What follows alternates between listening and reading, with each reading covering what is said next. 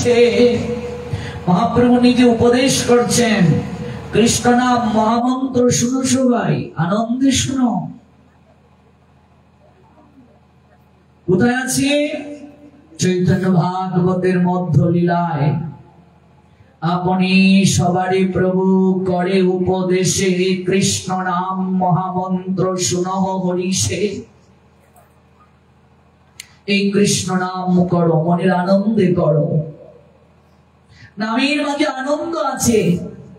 এই যে হরি নাম, হরে কৃষ্ণ কৃষ্ণ কৃষ্ণ হরে হরে, হরে রাম রাম রাম হরে হরে। এই যে প্রতিটা শব্দ, প্রতিটা অক্ষর, এটা এই যুগের কোন শব্দ না।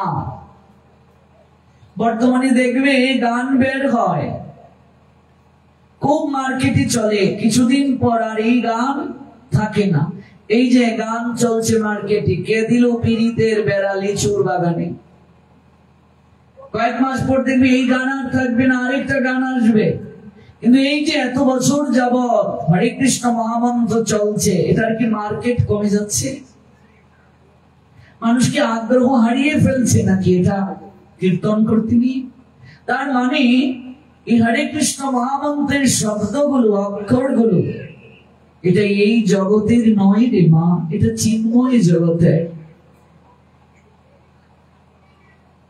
হরে রাধারানীর একটা নাম হরা, সম্বোধন পদ হরে। আপনি যখন হরে উচ্চারণ করলেন, প্রেমময়ী শ্রীমতী রাধা রানীকে স্মরণ করলেন। কৃষ্ণ, কৃষ্ণ শব্দের অর্থ সর্ব আকর্ষক। তারপর রাম, রাম মানে আনন্দ বর্ধনকারী। আপনি প্রেমময়ী রাধারানীকে স্মরণ করছেন, ভগবান কৃষ্ণকে স্মরণ করছেন, যিনি সর্ব আকর্ষক। আপনাকে আকর্ষণ করবেন, আপনাকে প্রেমময় সেবায়, যে সেবার মাঝে কেবল আনন্দ, যে সেবার মাঝে অপরিমেয় প্রেম, সেই সেবায় তারা যুক্ত করবেন। আপনাকে সংসার থেকে হরণ করে আকর্ষণ শক্তি দ্বারা প্রেমে মোহিত করে ওই আনন্দ লোকে আপনাকে সেবার অধিকার প্রদান করবেন।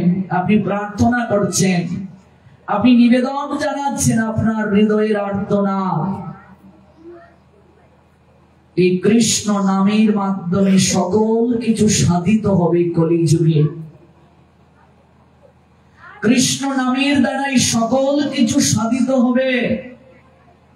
সর্বদা শ্রীমুখে হরে কৃষ্ণ হরে হরে বলিতে আনন্দ ধারা নিরবধি ঝরে। আনন্দ প্রাপ্তির জন্য এই নাম, এই মহামন্ত্র জপ করা অত্যাবশ্যক। এটা একমাত্র মহামন্ত্র, বাকিগুলো মন্ত্র, আর এটি মহামন্ত্র। এই নামের আশ্রয় যে কলিযুগে নিল না, তার উদ্ধার সম্ভব নয়। তোমার আদেশ মেনে চলবো, তোমার গুণ কীর্তন করবো, সেই প্রতিশ্রুতি দিয়ে আমরা এলাম, কিন্তু সেই প্রতিশ্রুতি থেকে আমরা সরে গেলাম। ভগবানকে আপনার করা সম্ভব হলো না, ঘরের একজন ভাবতে পারলাম না। যেদিন থেকে ভগবানকে আমার ঘরে বসালাম, সেদিন থেকে ভগবানও আমার ঘরের একজন সদস্য। কিন্তু এটা আমি অনুভব করতে পারিনি বলে গোষ্ঠীর কারো করে বাচ্চা হলে, কেউ মারা গেলে ভগবানের সেবাটা আমি বন্ধ করে দিচ্ছি, ভগবানের ঘরটা লকডাউন করে দিচ্ছি। এখানে প্রশ্ন এসেছে, গোষ্ঠীর কেউ মারা গেলে তার পরিবার থেকে 1 বছর কোন দান দক্ষিণা পূজা পার্বণ আচার অনুষ্ঠান পালন করতে পারে না, কোন পুজো পার্বণে এমনকি নাম যজ্ঞে দান দেয় না। কেন? আমারও প্রশ্ন, কেন দেয় না? অনেকে বলে 1 বছরের মাঝে নাকি দান দক্ষিণা দেয়া যাবে না। তো 1 বছরের মাঝে দান দক্ষিণা কেন দেয়া যাবে না? এগুলো কুসংস্কার। এক বছরের মাঝে যদি কোনো দান না যায়, তাহলে এই শ্রাদ্ধের সময় চাল ডাল সবজি থেকে শুরু করে, গরু থেকে শুরু করে এত কিছু ঠাকুরদার কেন নিলেন? এক বছর পরে এসে নিয়ে যান এগুলো। এটা কি এক বছরের ভেতরে না বাহিরে? এক বছর পরে এসে নিয়ে যাবেন এগুলো।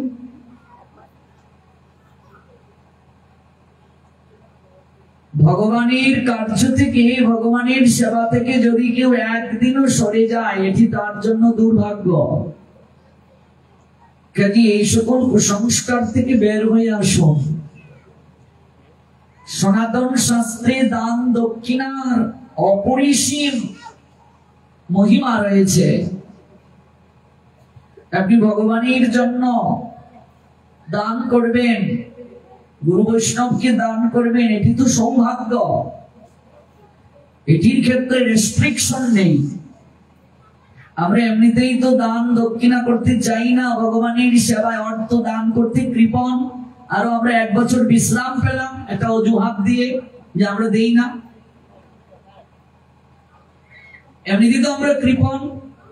দেখবে ভগবানের জন্য যদি কেউ কিছু ভিক্ষা চাই দিয়ে খুব কষ্টে টাকা বের হয়, কিন্তু চার স্থলে আড্ডা মেরে 500 টাকা উড়িয়ে দিচ্ছি।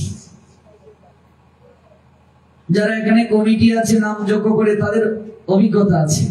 নিমন্ত্রণ পত্রটা নিয়ে গিয়ে যদি বলা হয় খুব কষ্ট ভগবানের জন্য টাকাটা বের করতে, কিন্তু চায়ের স্টলে আড্ডা মেরে টাকা উড়িয়ে দিচ্ছি। আর পার্টিতে ওরি বাপরে, সেখানে তো আর বলাই লাগে না। এমনিতে দেখবে নাম যজ্ঞে পুজোতে টাকা বের হয় না, কিন্তু দলাদলি যখন হয় তখন 5,000 টাকার জায়গায় 10,000 টাকা দেব, পুজো দুটা হোক। হ্যাঁ, এক পাড়ায় 4 পূজা, হতচ্ছাড়ার দল। এক পাড়ায় 3 পূজা, এক গ্রামে 4 দল। এমনিতেই হিন্দুদের এত দুর্গতি দিন দিন কমছে, এরপরও দলাদলি ঠেলাঠেলি, একজন আরেকজনের মুখ দেখতে পারে না। এক পুজোর বক্স মাইক আরেক পুজোর দিকে ঘুরিয়ে দেয়। এগুলো অনুষ্ঠান নয়, ধর্ম নয়, এগুলো দেখানো, লোক দেখানো। এ থেকে কল্যাণ হবে না, এ থেকে অকল্যাণই হবে, আর নরকে যাওয়ার রাস্তা পরিষ্কার হবে। এমনিতে চাঁদা দিতে চায় না, কিন্তু দলাদলি করে পুজো করতে দেখবে 3 গুণ চাঁদা দেবে। এই হলো হিন্দুদের অবস্থা। কবে হুঁশিয়ার হবে আমাদের? মিলেমিশে কবে থাকবো আমরা? এমনিতেই তো অস্তিত্ব নাই, এমনিতেই তো আমাদের অধিকার দিন থেকে দিন পদদলিত হচ্ছে, ইঁদুরের মতো পালাচ্ছি আমরা। হিন্দুদের দুর্গতির পশ্চাতে ওই দলাদলিটা সবচেয়ে বেশি। তাই দলাদলি ছেড়ে গলাগলি করার সময় এসেছে, কোলাকুলি করার সময় এসেছে, নইলে হিন্দুদের টিকিয়ে রাখা যাবে না। আমার আপনার সর্বপ্রথম পরিচয়, আমরা সনাতনী হিন্দু। আপনি কোথা থেকে দীক্ষা নিলেন সেটি আপনার আমার পরিচয় না। আপনি কোন আনুগত্যে ধর্ম পালন করছেন সেটি প্রথম পরিচয় নয়। আপনার আমার প্রথম পরিচয়, আপনি আমি সনাতনী হিন্দু। এই পরিচয় থেকে যদি সরে যাই, দুর্দশা গ্রাস করবে আমাদেরকে। এমনিতেই আমরা কৃপণ, আরো 1 বছরের অজুহাত পেয়ে গেলাম। আমরা ভিক্ষা দেই না গো, আমাদের কালো সুচ। আমরা দান দেই না গো, আমরা দক্ষিণা দেই না গো, আমরা একাদশী করি না গো, আমরা কিছু করি না গো। হ্যাঁ, বিড়ি টানতে পারি ঠিকই 1 বছর, মদ খেতে পারি ঠিকই 1 বছর, রেস্ট্রিকশন নেই। প্রেম করতে পারি ঠিকই 1 বছর, রেস্ট্রিকশন নেই। ধর্ম পালনে রেস্ট্রিকশন। বের হয়ে আসুন এগুলো থেকে। আবার কোন বাড়িতে হরিবাসরে বৈষ্ণব সেবাতেও তাকে কেউ মিশতে দেয় না। আহা, কেন? তার কি হয়েছে? তার করোনা হয়ে গেছে নাকি? টাচ করলে ভাইরাস এসে যাবে? শশী, এগুলো থেকে বের হয়ে আসুন। এগুলো কুসংস্কার। ওই ধরো না, ছুঁয়ো না, এগুলো করতে করতেই তো হিন্দুদের এই হলো দুর্গতি হলো। যত অহিন্দু দেখতে পাও সব সনাতনী হিন্দু ছিল, উচ্চ বর্ণের লোকেরা নির্যাতন করেছে ওদেরকে, কাছে এসো না, ধরো না, পাশে বসিও না, মনের দুঃখে ওরা ধর্ম ত্যাগ করেছে। উচ্চ বর্ণের লোকদের বাড়ির পাশ দিয়ে জুতো পা দিয়ে যাওয়া যেত না, ছাতা টাঙ্গিয়ে যাওয়া যেত না, স্পর্শ করলে স্নান করতে গিয়া ওরা। আজকে তাদের ধর্ম ত্যাগ করতে ওরাই বাধ্য করেছে, আমরা বাধ্য করেছি। কাজে এগুলো থেকে বের হয়ে আসুন, ভালোবাসুন প্রাণ করে সবাইকে, ভালোবাসা দাও, তাহলেই ভালোবাসা পাওয়া যাবে।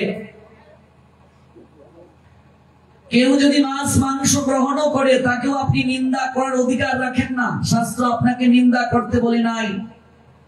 ধীরে ধীরে সাত্বিক আহারী সবাইকে হওয়া উচিত। যতদিন চেতনা শুদ্ধ না হবে ততদিন পর্যন্ত ভজন হয় না।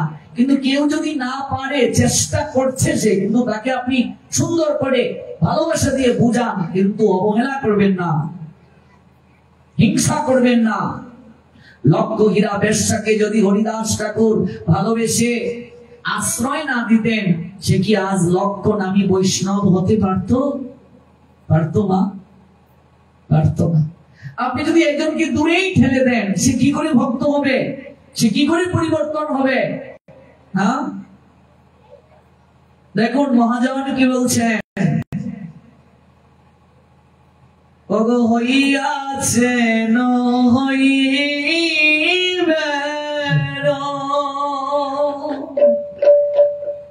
প্রভুর যত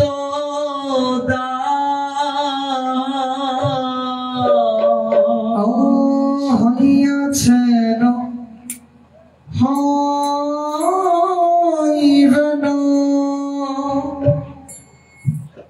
প্রভুর যত আমি তাদের চরণ বন্দ দন্তে করি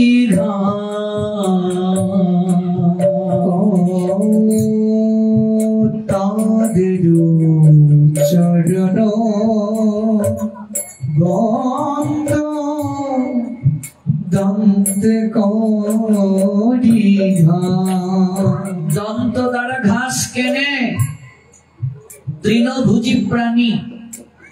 ঘাস নেওয়ার সময় তার মাথাটা উঁচু থাকে না নিচু থাকে?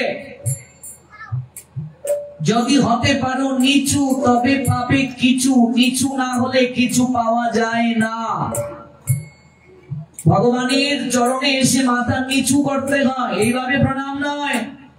আজকাল ডিজিটাল প্রণাম চলছে। ওরে যার চরণে মাথা ঠেকাবে তার চরণে মাথা ঠেকাতে লজ্জা পাচ্ছিস, কি দুর্গতি হবে রে। চরণে যার মাথা ঠেকাবো, যার চরণে মাথা ঠেকাবো, সেখানে এসে মাথা ঠেকাতে লজ্জা পায়। এর থেকে দুর্ভাগ্য আর কি হতে পারে? ওই সকল লোকদেরকে ভগবান পঙ্গু করে জন্ম দেয়, প্যারালাইজড করে রাখে। থাক, এক হাতে কেউ যদি প্রণাম দেয়, আমার ধর্মের কথা বলছি, জন্মার্জিত সকল পুণ্য তার নষ্ট হয়ে যায়। কখনো এক হাতে প্রণাম দেবে না, এই হচ্ছে প্রণাম। শরীরে শক্তি থাকলে ষষ্ঠাঙ্গে প্রণাম দেবে, লম্বা হয়ে প্রণাম দেবে। পরিস্থিতি না থাকলে পঞ্চাঙ্গে দেবে, মাটিতে পড়ে। এইভাবে প্রণাম নয়। আজকাল মা বাবা সন্তানকে প্রণাম দেওয়া শেখান না। গুরু বৈষ্ণব গৃহে গেলে অনেক সন্তানকে ডাকা হয়, বাবা প্রণাম দিয়ে যা। এসে সন্তান তখন প্রণাম দেয় না, মা বাবা লজ্জা পান। কারণ কি? অভ্যাস করাননি মা বাবা। সকাল দুপুর সন্ধ্যা 3 বেলা মা বাবা যদি সন্তানকে নিয়ে প্রণাম দিতেন, ভগবানের চরণে অভ্যাস করাতেন, তাহলে তাদের এই কার্য হতো না। নিচু না হলে কিছু পাওয়া যায় না। গুরুজনে করণতি, আশীর্বাদ চাও গুরুচরণে, পিতামাতার চরণে, শ্বশুর শাশুড়ির চরণে প্রণাম দিয়ে, কোথাও যাওয়ার পূর্বে প্রণাম দিয়ে যাও পিতামাতাকে। তুলসীকে প্রণাম দিয়ে যাও। ঘুম থেকে উঠে পিতামাতার চরণে এক সাধু আরেক সাধুকে প্রণাম দেবে। বয়স দেখে প্রণাম হয় না, সনাতন শাস্ত্রে বড় ছোটকে প্রণাম দেয়, ছোট বড়কে প্রণাম দেয়। এই যে আমরা এখানে এসে একে অপরকে প্রণাম দিয়েছি, কে বড় ছোট নির্ধারণ করেছি আমরা? আমরা বিশ্বাস করি প্রত্যেকের হৃদয়ে ভগবান বিরাজ করেন, প্রত্যেকের হৃদয়ে ভগবান আছেন। আমরা দেব সত্তাকে প্রণাম দেই না। যে ভক্ত হয়ে গেছে তাকে তো সম্মান দেবে, কিন্তু যে ভক্ত হয় নাই তাকেও সম্মান দাও। আমি কি বলতে পারবো? আমি যে আজ তাকে অপমান করছি, সেই ব্যক্তিটা আমার থেকেও বড় বৈষ্ণব হবে কিনা ও আমি জানি। আর আমি যে আজ প্রসাদ পাচ্ছি, ভক্তি জগতে আছি, আমিও যে এই পথ থেকে বিস্মৃত হতে পারি, এই নিশ্চয়তাও তো আমি দিতে পারবো না। পারবো? পারবো না। ভগবান না করুক। বহুজনকে দেখেছি ভক্তি পথ থেকে বিস্মৃত হয়ে পড়ে মাছ মাংস খাচ্ছে। কেউ নিশ্চয়তা দিতে পারে না কখন তার দুর্ভাগ্য এসে যায়। এই জন্য কাউকে আমরা এমন কোনো কথা বলবো না যে কথার দ্বারা তার মনে কষ্ট আসে। অপমান করব না, ভালোবাসবো তাকে, ভালোবেসে বুঝাবো। তাদেরও চরণ বন্দনা করো, নিচু হয়ে দন্তে করি রাস। যে ভক্ত হয়ে গেছে তাকে তো প্রণাম দেবে, ভালোবাসবে। যে হয় নাই তাকেও ভালোবাসো, ভালোবেসে আশ্রয় দাও, নইলে পরিবর্তন হবে কি করে? জগাই মাদাই যখন নিত্যানন্দ প্রভুর মাথা ফাটিয়ে দিল, তখন জগাই মাদাইয়ের মুখ থেকে মদের গন্ধ বের হচ্ছে। নিত্যানন্দ প্রভু কি তখন বলেছিলেন আগে মুখটা ধুইয়ায় তারপর আলিঙ্গন দেব? বলেছেন বাবা? না, মদ্যপান অবস্থায় আলিঙ্গন দিয়েছেন। আরো বলেছেন নিতাই চাঁদ, মেরেছিস কলসির কানা, তাই বলে কি প্রেম দেব না? মেরেছিস মেরেছিস তাতে ক্ষতি নাই, আরো মার। দেখো সাধু হতে গেলে কতটা ত্যাগ প্রয়োজন, কেমন বৈশিষ্ট্য হওয়া প্রয়োজন। আজকাল সাধুদের, সবার নয়, ভুল বুঝবেন না, কিছু কিছু সাধুদের এত রুক্ষ মেজাজ, কাছে গিয়ে বসা যায় না। কিন্তু নিতাই চাঁদ কি বলছেন? মেরেছিস মেরেছিস তাতে ক্ষতি নাই, আরো মার। রুধির মানে রক্ত, কপাল ফেটে ফিটকি দিয়ে পড়ছে, বলছেন আরো মার, আমায় আরো মার। কিন্তু তোদের কাছে একটা অনুরোধ রে, তোরা একবার দুটো বাহু তুলে বদন ভরে একবার তোরা হরি সুমধুর মুখে একবার হরি বল ভাই। মেরেছিস কলসির কানা, তাই বলে কি প্রেম দেব না? মেরেছিস বলে আমি প্রেম দেব না? হ্যাঁ, মেরেছিস মেরেছিস তাতে ক্ষতি নাই, সুমধুর মুখে একবার হরি বল ভাই। ওরে জগা, জীবনে কত সাধু দেখেছি রে, এমন তো কাউকে দেখিনি রে। ওরে আমরা মারতে গেলাম, মাথা ফাটিয়ে দিলাম, ওই সাধু প্রতি উত্তরে আমাদের বলছে আরো মার, কিন্তু একবার বদনে হরি বল। এমন সাধু তো কোথাও দেখিনি রে। ওরে আমার মন বলছে এই সাধু সাধারণ কেউ নয়। ওরে আর মারিস না রে, আর মারিস না। ওই সাধুর প্রেমালিঙ্গন প্রাপ্তির পর আমার ভেতরটা যেন কেমন হয়ে গেছে রে,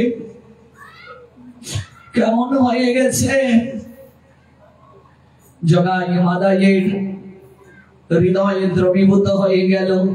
নিত্যানন্দের প্রেমালিঙ্গন প্রাপ্ত হয়ে তাদের আমূল পরিবর্তন এলো।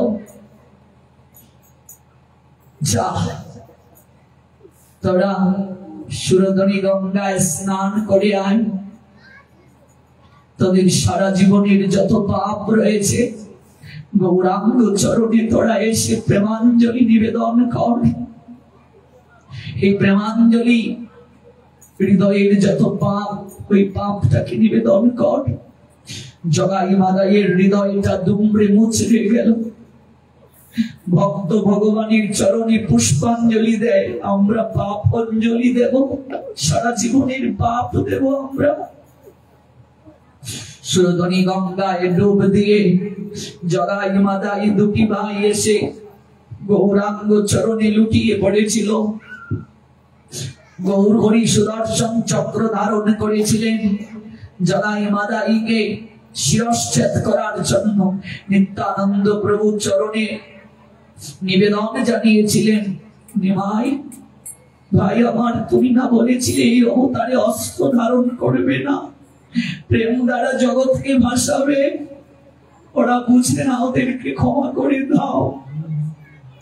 এই না সাধুর বৈশিষ্ট্য। তো গৌরাঙ্গ সুন্দর সেদিন কেঁদে কেঁদে বলেছিলেন, আমি বৈষ্ণব হতে পারি নাই, বৈষ্ণব হইব বলে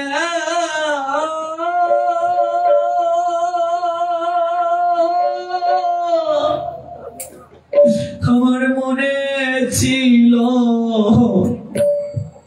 ছিল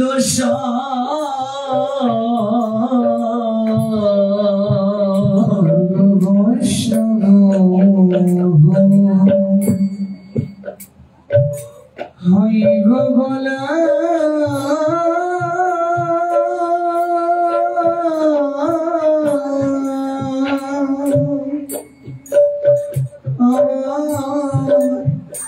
মনে ছিল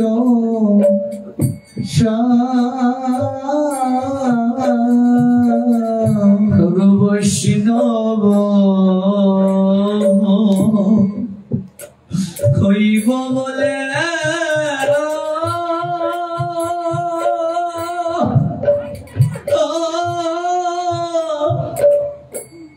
আমার মনে ছিল ছিল বৈষ্ণব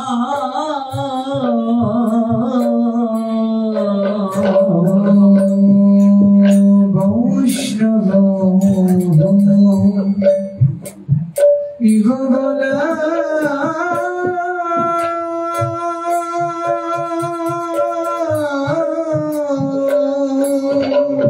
বৈষ্ণব হতে পারি নাই। গৌর হরি কেঁদে কেঁদে বলছেন,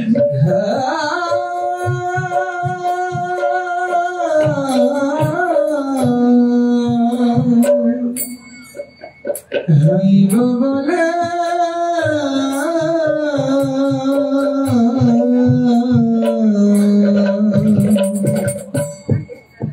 বৈষ্ণব ইব বলে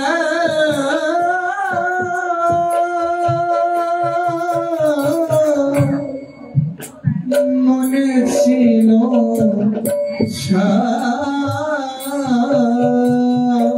রুদ্রনাদপি সুলোকতে আমি পড়ে গেলাম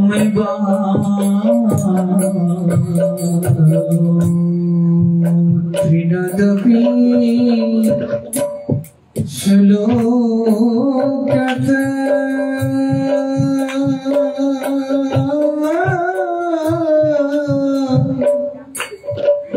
আমি করে গেলাম,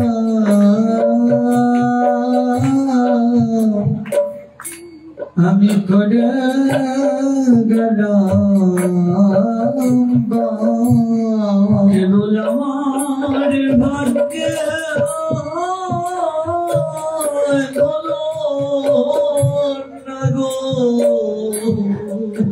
কেবল আমার ভাগ্য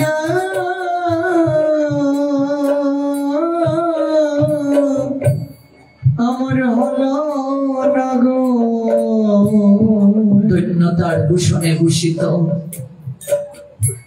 ভক্ত ভাব অঙ্গীকার করে স্বয়ং ভগবান আজকে দেখে দেই জগৎকে শিক্ষা দিচ্ছেন বৈষ্ণবতা কি। সারা জীবনের পাপ অঞ্জলি দিল গৌরাঙ্গ চরণে জগাই মাথায়। জগাই মাথায় বৈষ্ণব হয়ে গেল। গোমাংস ভক্ষণ থেকে শুরু করে রমণী দর্শন এমন কোন কাজ নেই যে তারা করে নাই। কিন্তু এত শ্রেষ্ঠ বৈষ্ণব হলো তারা, 1 লক্ষ হরিনাম না করে তারা জল গ্রহণ করে না। আমি যে আজ যাকে নিন্দা করছি সেও যে একদিন আমার থেকে বড় হবে না তার নিশ্চয়তা আমি কি করে দেব। সুরধনী গঙ্গার ঘাটে জগাই মাথায় পড়ে থাকে। কত ভক্ত বৈষ্ণব সুরধনী গঙ্গায় স্নান করতে আসে, গলবস্ত্রটা পেতে ভিক্ষা চায় জগাই মাথায়, ওগো তোমরা কৃপা করে একটু চরণ ধুলি দিয়ে যাও, যেন কৃষ্ণ বলে নয়ন জলে ভাসতে পারি।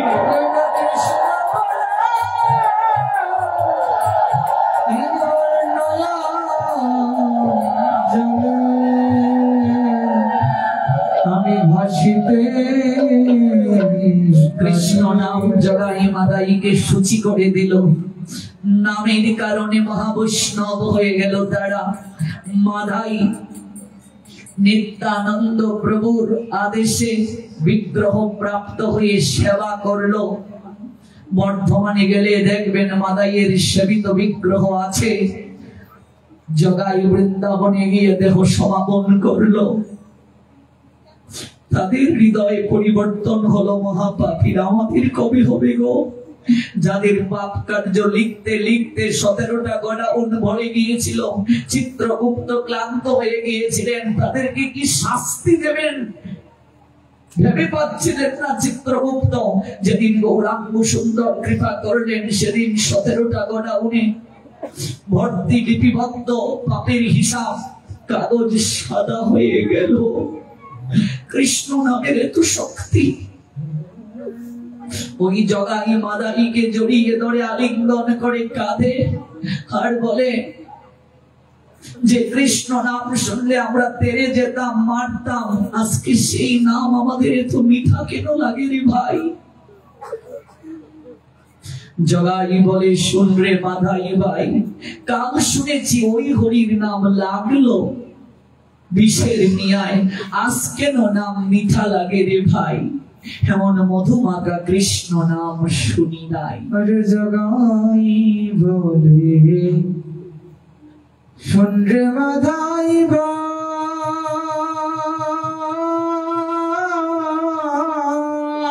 নামের এত শক্তি গো।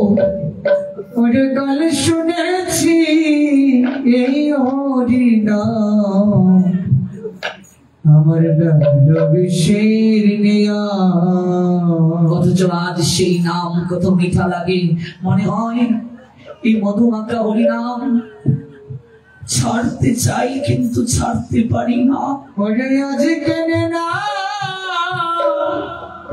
এই নাম মিঠা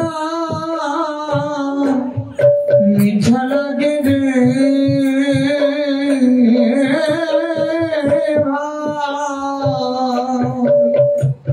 এমন মধু মাখা নাগে শুনি না। নামের তো কৃপা। এই কৃষ্ণ নাম যে গ্রহণ করে বেশ্যা বৈষ্ণবী হয়ে যায়, মহাপাপী পাপ স্খলন করে পূজ্য হয়ে যায় জগতে। এই বাংলায় বেনাপুল জঙ্গলে হরিদাস ঠাকুর নামের যিনি আচার্য, তিনি বসে বসে যখন হরিনাম করতেন, 3 লক্ষ হরিনাম, হাজার হাজার লোক তার চরণে গিয়ে মাথা নোয়ায়, হাজার হাজার লোক। রামচন্দ্র কা জমিদারের নিকটে সংবাদ গেল, মহারাজ আপনি ওখানকার জমিদার, আপনার চরণে কজন লোক আসে? হাজার হাজার লোক ওই লেংটি দারু সাধুর নিকটে গিয়ে মাথা ঠুকাচ্ছে। আপনার কি তাদের অপযশ হচ্ছে না, অপমান হচ্ছে না? আর ওরা যদি বিদ্রোহ করে আপনার সিংহাসন থাকবে না। রামচন্দ্রকে অবাক হয়ে গেলেন, লেংটিদারি সাধুর চরণে অগণিত লোক গিয়ে মাথা ঠেকায়। তাড়িয়ে দাও ওকে, ওর আশ্রম জ্বালিয়ে দাও, আগুনে ছারকার করে দাও পুড়িয়ে। বাবুজি, এই ভুল করতে যাবেন না। ওর দলে অনেক লোক, আপনার রাজ সিংহাসন নাড়িয়ে দেবে ওরা। ওই সাধুকে এইভাবে তাড়ানো যাবে না। ওই সাধুর চরিত্রে যদি একটু কালিমা লেপন করে দেয়া যায়, আপনা থেকেই তার সম্মান রক্ষার্থেও চলে যাবে। রামচন্দ্রকা হরিদাস ঠাকুরের চরিত্রে কালিমা দেওয়ার জন্য ব্যবস্থা করলো লক্ষ হীরা বেশ্যাকে।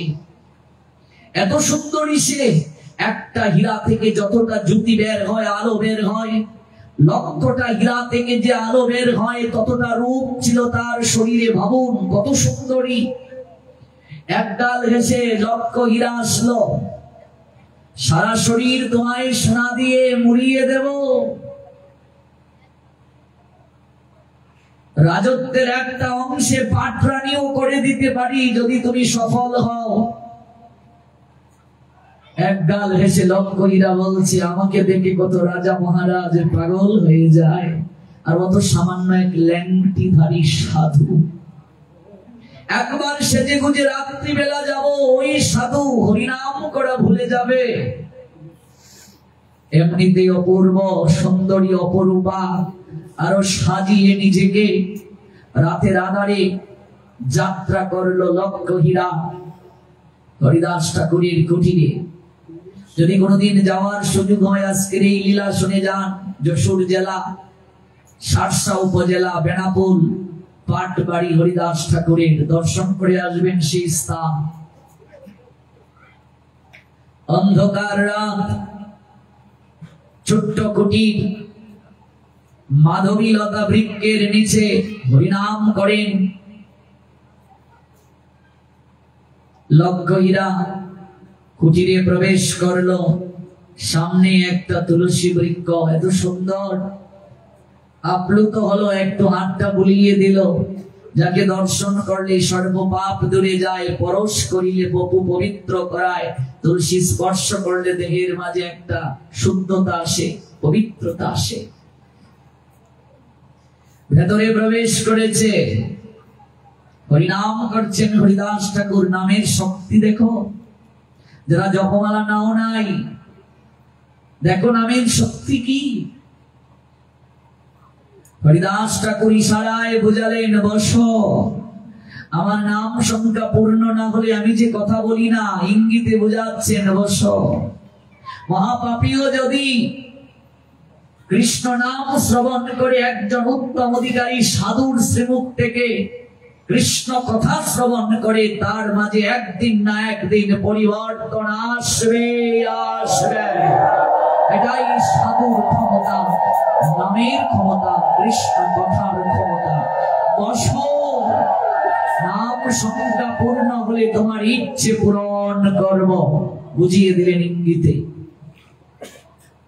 সারা রাত লক্ষ হীরা বেশ্যা বসে রইল। হরিদাস ঠাকুর হরিনাম করছেন, হরে কৃষ্ণ কৃষ্ণ কৃষ্ণ হরে হরে, হরে রাম রাম রাম হরে হরে, হরিনাম করছেন। আর বসে বসে লক্ষ হীরা সেই হরিনাম শ্রবণ করছে। সারা রাত কেটে গেল, প্রভাত হয়ে গেল। একটিবারও চোখটা মেলে বাবাজি তাকালেনও না। লক্ষ হীরা যাওয়ার সময় বলে গেল, ও বাবাজি, আজ রাত আমি আবার আসবো, আমি দেখি তুমি আমার দিকে না তাকিয়ে কোথায় যাও।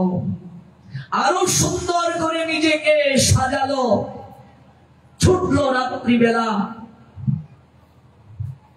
কোমরে বিছা, চরণে ঘুঘুর, অপূর্ব ভাবে নিজেকে সাজিয়ে কুটিরে প্রবেশ করলো।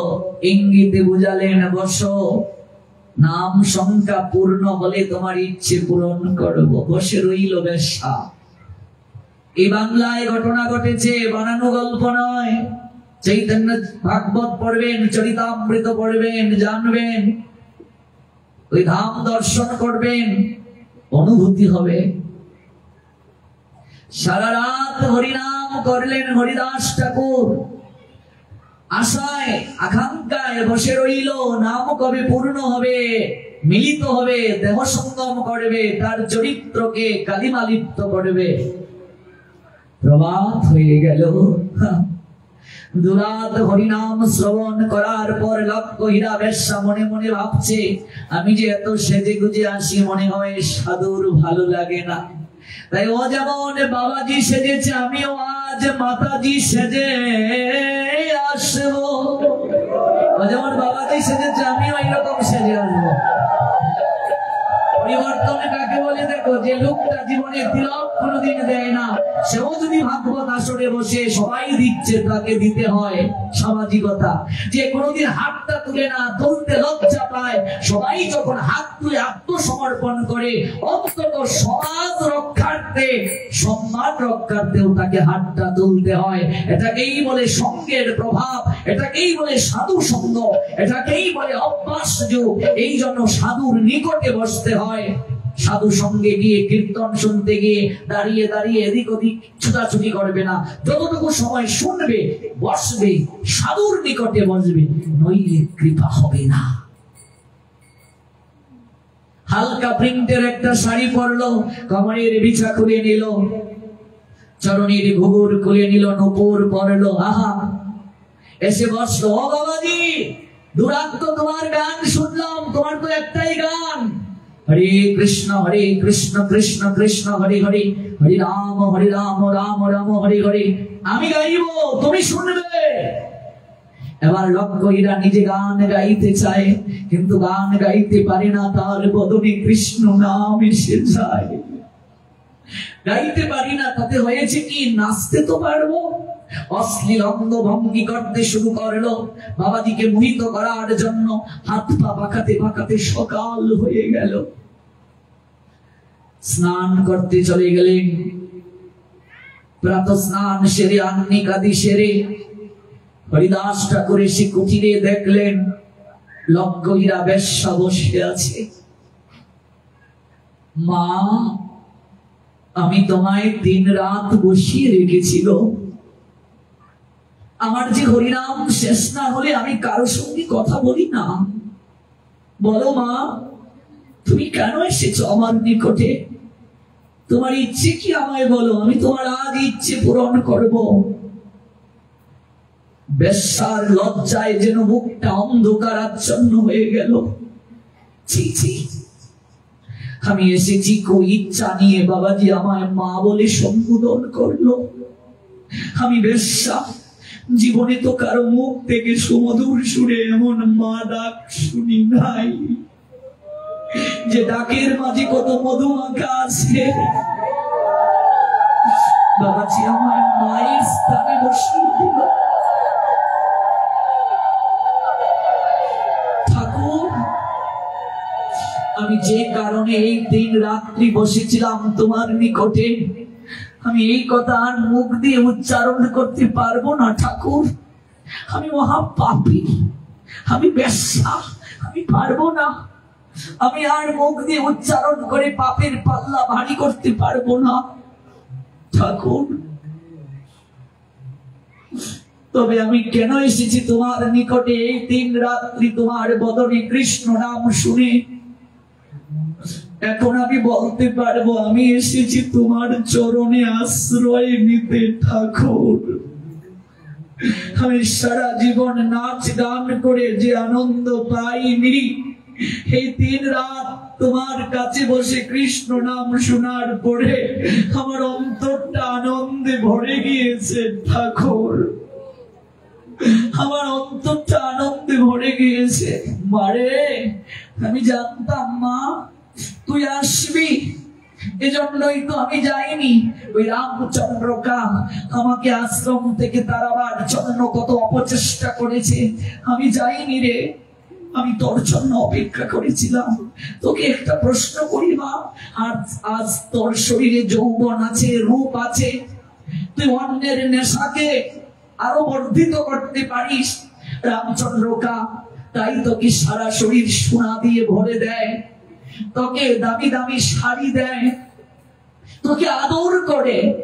মারে জিজ্ঞেস করে আয় ওই জমিদারকে, যেদিন তোর শরীরে যৌবন থাকবে না, তুই যেদিন নাচতে পারবি না, তুই যেদিন অন্যের কামনা পূরণ করতে পারবি না, ওই দিনও কি ওই জমিদার তোকে এমন করে ভালোবাসবে? মারে শরীরে যতদিন যৌবন আছে সবাই ভালোবাসে রে মা, কিন্তু দূর দিনে কৃষ্ণ নাম আর কৃষ্ণ ব্যতীত আর কেউ আপনার নেই রে মা। দূর দিনে কৃষ্ণ নাম আর ভগবান কৃষ্ণ ব্যতীত আর কেউ আপনার নেই। যা যা জিজ্ঞেস করে লক্ষ হীরার অন্তরটা মুছতে গেল। ঠাকুর আমি যাচ্ছি, আমি আবার আসবো ঠাকুর, আমার জন্য তোমার চরণ তল যেন সতত থাকে। চরণে ঘুঘুর, দামি গহনা, দামি শাড়ি সব রামচন্দ্রকার চরণে ঢিল মেরে ফেলে দিল লক্ষ হীরা। কিরে ঘুঘুর খুলে ফেললি কেন? গহনাগুলো ফেরত দিলি কেন? তোকে পাঠিয়েছিলাম সাধুকে তোর দলে আনতে, তার চরিত্র নষ্ট করতে, তুইও তার দলে চলে গেছিস।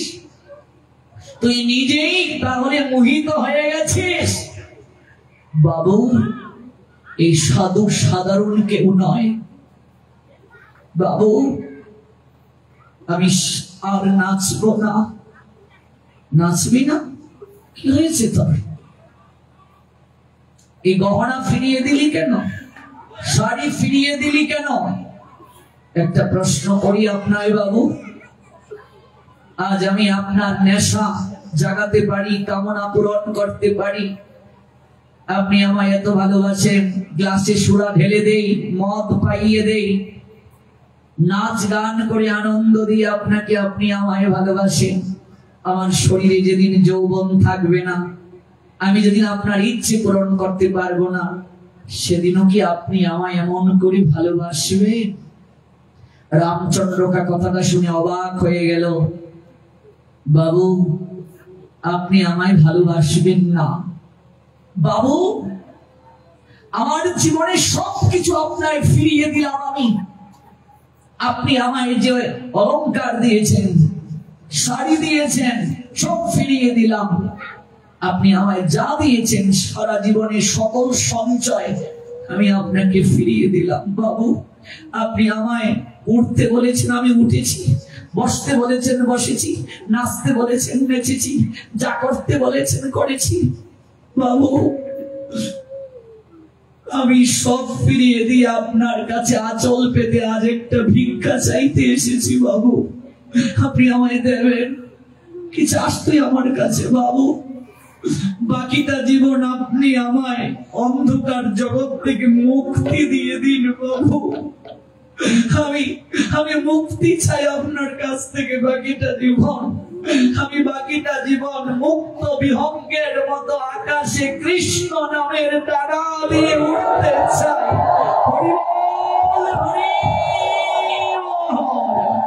বাকিটা জীবন আমি কৃষ্ণ ভজন করে কাটিয়ে দিতে চাই। বাবু আমি সারা জীবন যে পাপ করেছি, যে শরীর প্রাপ্ত হয়েছি ভগবানের সেবার জন্য, এই শরীর আমি ভগবানের সেবায় অর্পণ করতে পারিনি। বাবু আপনি সব নিয়ে নিন, বাকিটা জীবন আপনি আমায় মুক্তি দিয়ে দিন। আমি আর এই অন্ধকার অট্টালিকায় থাকতে চাই না। আমি ব্যবসা, বাকিটা জীবন আপনি আমায় মুক্তি দিয়ে দিন। আমি তো গাইব হরিনাম সুখে, আমায় মুক্তি দিয়ে দিন। বাবু আমি যাই, আমি যাই। লক্ষ হীরা ব্যবসা সবকিছু দিয়ে চলে গেল। ঠাকুর লুটিয়ে পড়লো হরিদাস ঠাকুরের চরণে। আমি সব সব দিয়ে এসেছি ঠাকুর, আমার দিকে তাকিয়ে দেখো, আমার শরীরে কোনো গহনা নাই। ঠাকুর, আমি যে বেশ্যা, আমারই পাপ স্খলন হবে। হরিদাস ঠাকুর মৃদু হেসে বলছেন, মারে এই নে,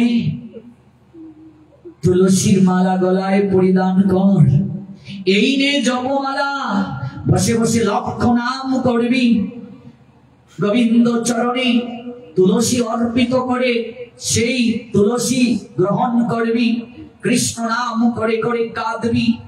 মহাপাপীও যদি কৃষ্ণ নাম করে হরি নামের আশ্রয় নেয়, তার সকল পাপ স্খলন হয়ে যায়। কিন্তু আমি যে বেশ্যা ঠাকুর, আমি বলে গেলাম রে মা, যদি তুই কৃষ্ণ নামের আশ্রয় নিতে পারিস, তুই যদি সঠিকভাবে হরিনাম করতে পারিস, আমি তোকে বলে গেলাম এই বেনাপুরের জঙ্গল একদিন তীর্থ হবে, ধাম হবে। তুই ব্যস্ত থাকবে না, তুই ব্যস্ত থেকে একদিন বৈষ্ণবী হবে মা। লক্ষ লক্ষ লোক আসবে তোর চরণ ধুলি নেওয়ার জন্য। তুই ওই জায়গায় ব্যবসা নয়, তুই এই জায়গায় দেবী রূপে পূজিত হবি। তুই লক্ষ হীরা ব্যবসা থেকে লক্ষ হীরা দেবী রূপে ওই জায়গায় পূজিত হবে। লক্ষ লক্ষ লোক আসবে তোর চরণ ধুলি নেওয়ার জন্য।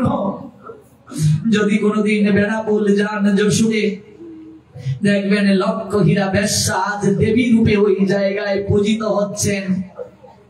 তাকে আরতি করা হয়। কৃষ্ণ নামের আশ্রয় নেওয়ার কারণে সাধু সঙ্গের প্রভাবে একটা ব্যবসা আজ সে দেবী হয়ে গেল, বৈষ্ণবী হয়ে গেল। নামের এত শক্তি, প্রেমের এত শক্তি, আর আমরা সেই কৃষ্ণ নাম থেকে আজও বঞ্চিত রইলাম। কত দুর্ভাগা আমরা। তাই গৌর হরি আজ জগৎজীবকে কেঁদে কেঁদে জানাচ্ছেন, কি ভুজনে কি শয়নে, কি বা জাগরণে,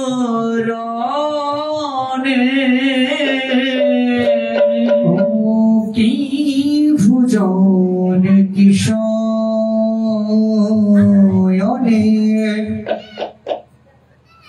কি বা জাগরণে,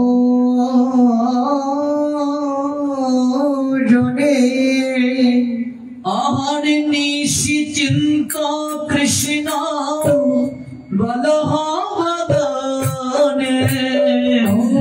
আমার নিশ্চিন্ত কৃষ্ণ বলহবদনে। কৃষ্ণ চিন্তা করো, রান্না করো। রান্না করছো, মোবাইলে পাঠ চালিয়ে নাও, ছোট্ট একটা বক্স কিনে নাও, বক্সে ভাগবত পাঠ চালিয়ে সকালের কাজ করো, রান্না করো। মাছ ধরতে যাচ্ছ, পেশা এখানে অধিকাংশই মাছ ধরা। মাছ ধরতে ধরতে, জাল ফেলতে ফেলতে কৃষ্ণ নাম করো মুখে মুখে।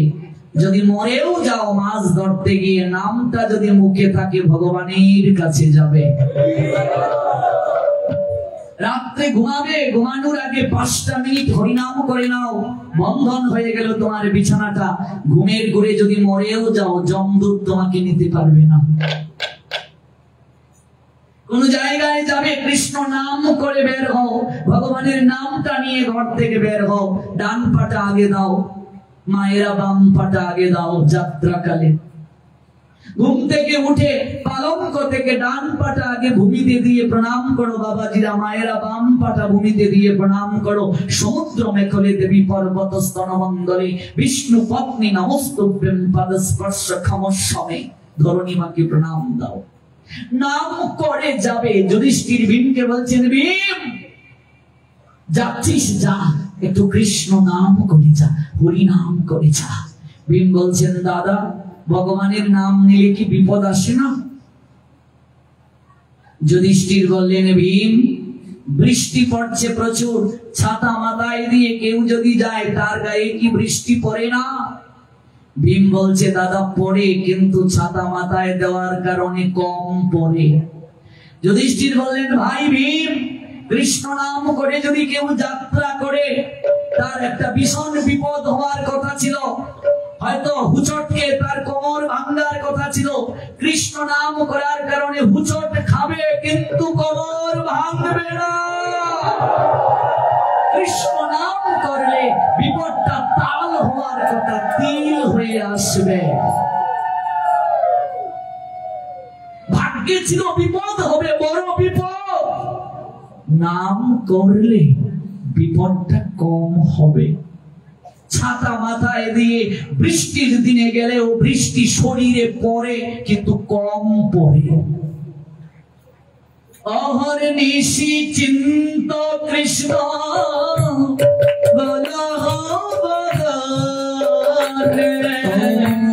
কি ভুজনে বিষয়নে কি জাগরণে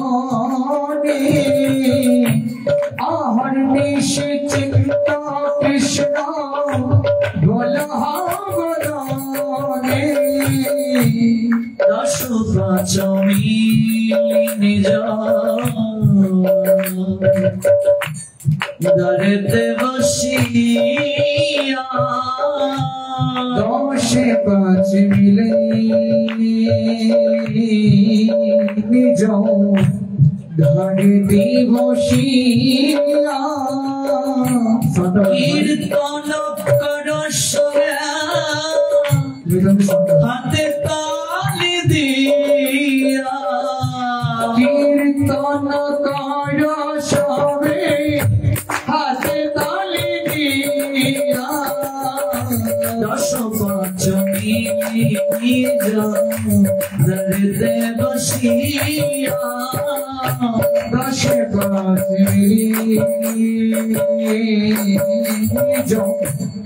ধরে দেবসিয়া কীর্তন কর সবে হাতে তালি দিয়া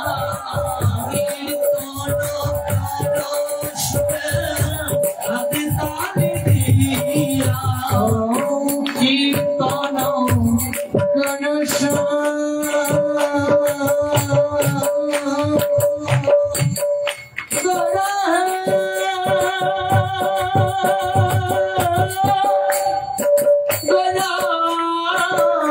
কর কীর্তন কর সবে হাতে তালি দিয়া ধর্ম না পাও, করতাল না পাও, কিচ্ছু প্রয়োজন নাই। সন্ধ্যাবেলা পরিবারের সবাইকে নিয়ে বসো, একটু দাঁড়িয়ে বসো, সবাইকে নিয়ে একটু কীর্তন করতেই হবে, হরিনাম করতেই হবে। সকাল সন্ধ্যা জেগিয়ে শঙ্খ বাজে না, উলুধ্বনি হয় না, হরিধ্বনি হয় না, কীর্তন হয় না, অপআত্মাগুলো সেই এসে আশ্রয় নেয়।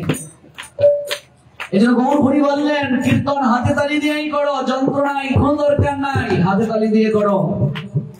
সন্ধ্যা হইলে আপনার দ্বারে সবে মিলি কীর্তন করেন সবে দিয়া করতালি। মহাপ্রভু বলছেন এই মত নগরে নগরে সংকীর্তন।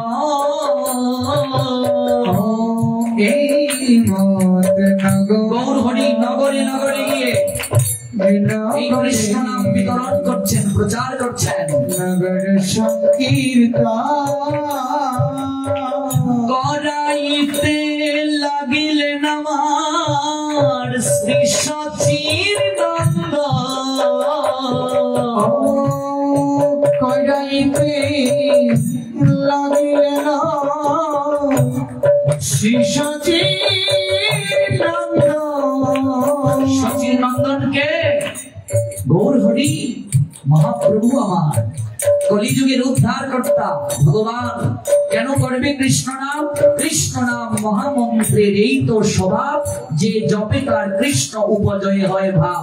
ছুঁয়াচে রোগী কাউকে স্পর্শ করলে যেমন রূপটা তার নিকটে যায়, তেমনি ভাবে কৃষ্ণ নামকে যে আশ্রয় গ্রহণ করবে, সঙ্গে সঙ্গে ভগবান কৃষ্ণের সঙ্গে তার ভালোবাসা হয়ে যাবে, সম্পর্ক হয়ে যাবে। কৃষ্ণ নাম মহামন্ত্রে এই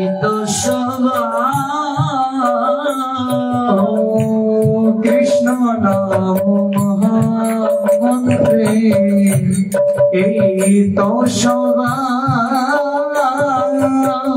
যেই জপে তার কৃষ্ণে উপজয় হয়ে ভাই এই জপে তার কৃষ্ণে উপজয় হইবা। মানে কি আমরা বলি না ওর সঙ্গে কি ভাব গো, কি ভাব? ভাব মানে সম্পর্ক। যে জপ করবে কৃষ্ণ নাম, সঙ্গে সঙ্গে কৃষ্ণের প্রতি তার ভাব হয়ে যাবে, সম্পর্ক হয়ে যাবে, প্রেম হয়ে যাবে। সে যদি কৃষ্ণ নাম ছাড়তেও চায়, ভগবান কৃষ্ণ কোনদিন তাকে ছেড়ে যাবেন না। এটা নামের শক্তি, এটা প্রেমের শক্তি, এটাই সর্বশ্রেষ্ঠ প্রাপ্তি। এই নাম আমাদের জীবনে একমাত্র সম্বল হোক। দেখতে দেখতে জীবন বেলা কিন্তু শেষ হয়ে যাচ্ছে মা। কখন যে কার ডাক এসে যাবে আমরা কেউ বলতে পারবো না। সময় নদীর স্রোত কারোর জন্য অপেক্ষা করেন না। দেখুন তো 3 দিন কেমন করে কেটে গেল, দেখতে দেখতে চোখের পলকে কেটে গেল। আগামীকাল থেকে আমার গাজীপুর জেলার কালীগঞ্জ উপজেলা স্থিত মঠ বাড়ি, সেখানে পাঠ 3 দিন। তারপর আবার বাঞ্চারামপুর যাবো ব্রাহ্মণবাড়িয়া জেলায়, তারপর আবার আপনাদের সঙ্গে সাক্ষাৎ হবে। চোখের পলকে চলে যায় সময়। দেখতে দেখতে জীবন প্রদীপ ধীরে ধীরে নিভে যাচ্ছে। কিচ্ছু নিয়ে যেতে পারবো না গো, কিচ্ছু নিয়ে যাওয়া সম্ভব নয়। আমাদের প্রত্যেকের অন্তিম ঠিকানাটা শ্মশান। মানুষ শ্মশানে যেতে চায় না, কিন্তু প্রকৃতি শ্মশানে আমাদেরকে নিয়ে যায়। এটাই তোমার আসল ঠিকানা। একটা অনুরোধ রেখে যাব, বিশেষ করে তরুণ প্রজন্মের কাছে। তরুণরা সচেতন হলে সব সচেতন। শ্মশানটায় গিয়ে কখনো অপকর্ম করবে না। সব জায়গায় পাপের একটা প্রায়শ্চিত্ত আছে। শ্মশানে গিয়ে যদি কেউ পাপ করে, এটার কোনো প্রায়শ্চিত্ত নাই। শ্মশানের 30 মানায় মদ, গাঁজা, বিড়ি, সিগারেট খাবে না। এটা পবিত্র। মহাদেব এই শ্মশানটাকে ভজনের স্থান রূপে বেছে নিলেন। আর দেখবে কেউ মারা গেলে আমরা তাকে স্নান করিয়ে নিয়ে যাই, নতুন কাপড় পরিয়ে, মালা দিয়ে, তিলক দিয়ে। আর যারা যাই কাষ্ট করতে, ওরা যায় অস্নাত অবস্থায়। এটা কেমন কথা? এই জন্য যারা যাবে তারাও স্নান করে যাবে, পবিত্র হয়ে যাবে। লুঙ্গি পরে কখনো শ্মশানে যাবে না দাহ কার্য করতে। ধুতি পরে যাবে, নইলে প্যান্ট পরে যাবে। লুঙ্গি পরে কখনো সাধু সঙ্গ হয় না। লুঙ্গি পরে কখনো বৈষ্ণব সেবায় যাওয়া উচিত নয়, ভগবানের কাজ উচিত নয়। আপনি এমনিতে লুঙ্গি পরছেন, পরেন, কিন্তু যখন আপনি ভগবত কার্য করবেন, পড়বেন না। এটা আমাদের বসন নয়, এটা শাস্ত্রীয় সনাতনীদের বসন নয়। দাহ কার্য যখন শুরু হয়ে যাবে, হরিধ্বনি দিয়ে শুরু করা হয়, দাহ কার্য শেষ হওয়ার পূর্ব পর্যন্ত শ্মশান বন্ধুগণ জল গ্রহণ করবে না। কোন কোন জায়গায় দেখা যায় দাহ চলছে, মিষ্টি বিতরণ চলছে, দাহ চলছে, একদিকে বিড়ি টানছে আর একদিকে লাকড়ি দিচ্ছে। এগুলো যে কত শাস্তি পেতে হবে, এগুলো যে কত অপরাধ। কেন বিড়ি টানার আর জায়গা নাই? শ্মশানটা বেছে নিলে কেন? মন্দিরটা বেছে নিলে কেন? পূজার স্থানটা বেছে নিলে কেন? দাহ কার্য শেষ হওয়ার আগ পর্যন্ত কোনো আহার করা যাবে না। জগতে যত পুণ্য কার্য আছে, তার মধ্যে শ্রেষ্ঠ পুণ্য হচ্ছে দাহ কার্যে অংশ নেয়া। পবিত্র হয়ে যাবে। এই জায়গায় গিয়ে অপকর্ম করবে না। এটা খুব সেন্সিটিভ জায়গা। এমন একদিন হয়তো হতে পারে আমাদের লাশটা পর্যন্ত শ্মশানে পৌঁছানোর ব্যবস্থা নাও হতে পারে। কারণ যাচ্ছি নদী দিয়ে, কোথায় ডুবে মরে যাব, কোথায় গুম হয়ে মরে থাকবো। অগ্নিতে আহুতি দেয়া মানে আগুনের মাঝে ভগবানকে আমন্ত্রণ করে নিবেদন করা হয় দেহটা। এই জন্য দেখবে হরিধ্বনি দেয়া হয়। এটা তো যজ্ঞ। যজ্ঞে আবার বিড়ি খানি কেউ, মদ খায়। এগুলো সচেতন হন। আর কত পাপ করবে, পাপের পাল্লা ভারী হচ্ছে। এগুলো প্রচুর খারাপ কার্য। কোন ধার্মিক মুসলমানকে দেখেছো জানা যায় বিড়ি টানতে? একটা ঠ্যাং ভেঙে দেবে। সচেতন হও। সচেতন না হলে হবে না। ভগবানের কাজে এই অপকর্ম করবো কেন? যারা নেশা করছে তাদের আলাদা জায়গা আছে। নেশা তো এমনিতেই শরীরের জন্য ক্ষতি, ধর্মীয় দিক থেকে মহাপাপ। উচিত নয়। যারা করছে এই জায়গাগুলোতে করবে কেন? উচিত নয়, এগুলো মহাপাপ বলে গণ্য। এই জন্য দাহ কার্যে যাও, দাহ কার্য শ্রেষ্ঠ কার্য, পুণ্য কার্য। স্নান করে যাও, তিলক কেটে যাও। যারা গীতা পাঠ পারে এমন কাউকে বসিয়ে দাহ কার্য চলাকালীন সময় পর্যন্ত গীতা পড়াও, 700 শ্লোক। সংস্কৃত পারে না, বাংলা অনুবাদ করো। একদিকে হরিনাম করো, আর একদিকে যজ্ঞ চলুক। বুঝতে পেরেছ? অনেক কৃপা হবে। মহাপ্রভু আপনাদের সবার মঙ্গল করুন। আবার যদি কোনোদিন সুযোগ হয়, সৌভাগ্য হয়, আমরা এই ভাগবত কথা অমৃত, তত্ত্ব অমৃত আমরা আস্বাদন করব। আয়োজনকারী ভক্তবৃন্দের আবারও আমি মঙ্গল কামনা করছি। তাদের জয় হোক, ভগবান তাদেরকে অহৈতুকী কৃপা করুন। আজকের এই অপ্রাকৃত যজ্ঞ অনুষ্ঠান 3 দিন ব্যাপী আপনাদের অনুমতি ক্রমে এখানে